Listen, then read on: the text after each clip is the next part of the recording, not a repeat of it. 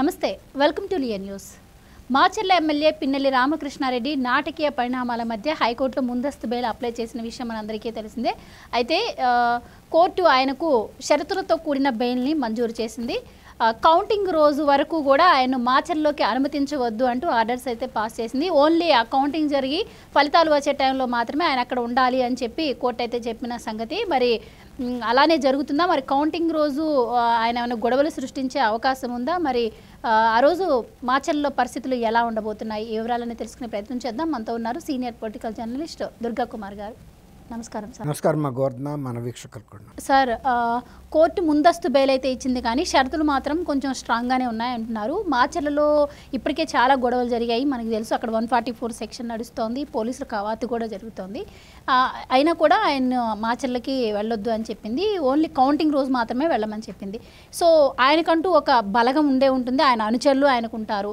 Only counting రోజు మాత్రం అనుమతించినా కూడా ఆ రోజు అల్లర్లు ఆపే ఛాన్స్ ఉంటుందంటారా? ఇప్పుడు మీరు అన్న విషయాన్ని గౌరవ హైకోర్టు కూడా గమనంలోకి తీసుకుందమ్మా.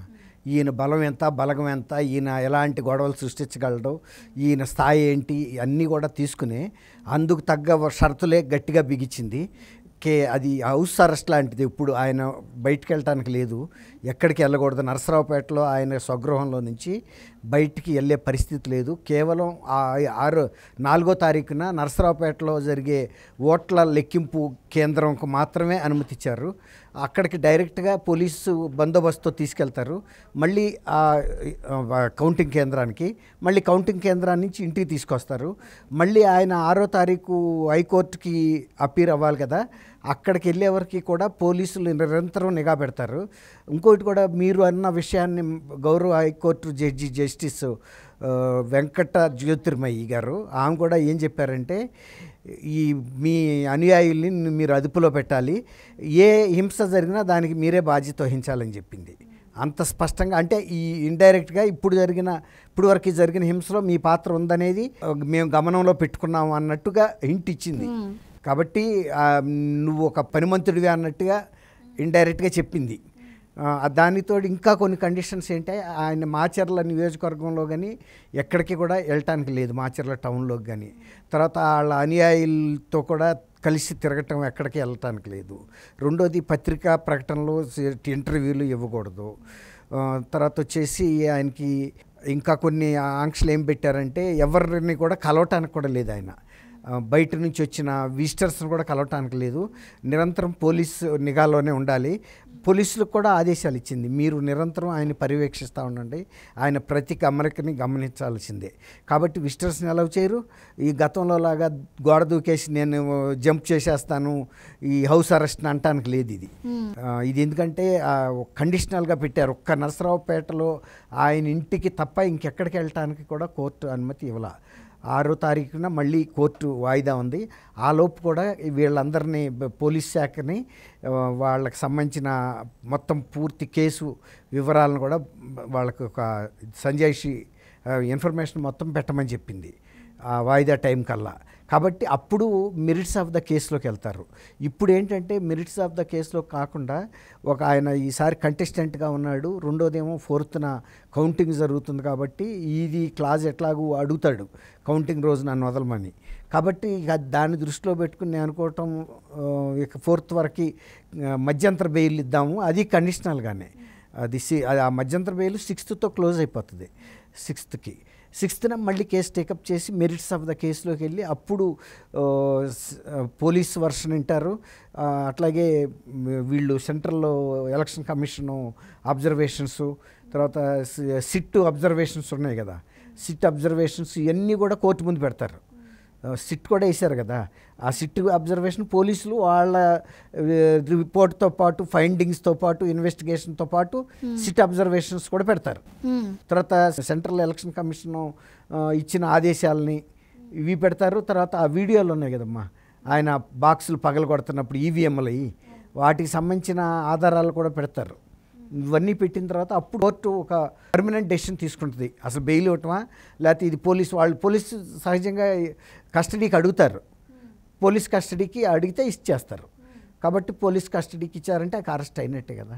సో మొన్న ఈ మధ్య కూడా ఎలక్షన్లు అయిపోయిన తర్వాత దాడులు కొనసాగడంపై పిన్నెల్లిని హౌస్ అరెస్ట్ చేశారు. అక్కడి నుంచి ఆయన తప్పించుకొని అజ్ఞాతంలోకి వెళ్ళిపోయారు.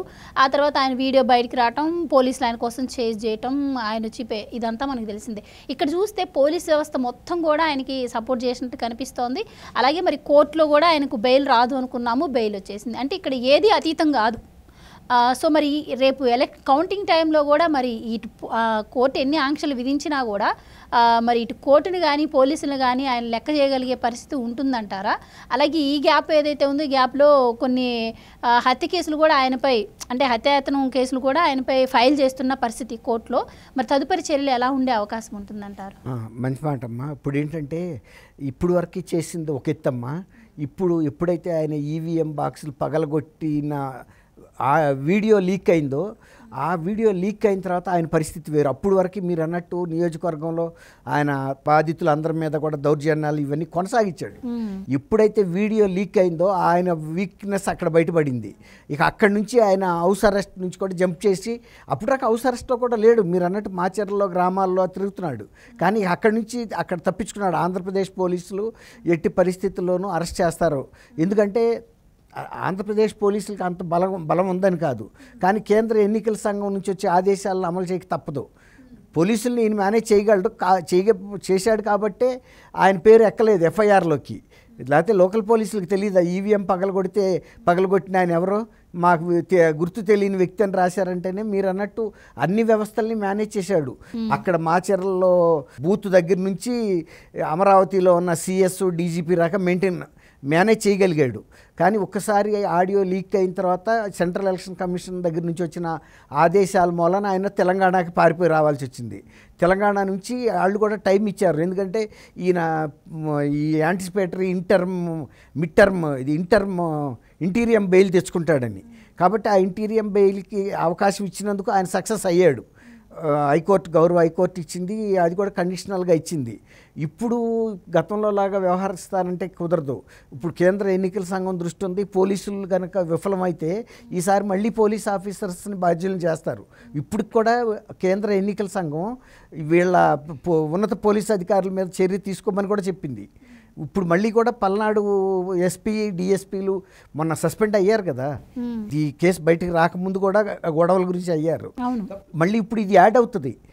ఈ విషయంలో కూడా మీరేం చేశారు, అసలు మీరు ఎందుకు డీజీపీల దృష్టికి తీసుకురాలేదు మా దృష్టికి అనేది కూడా వస్తుంది.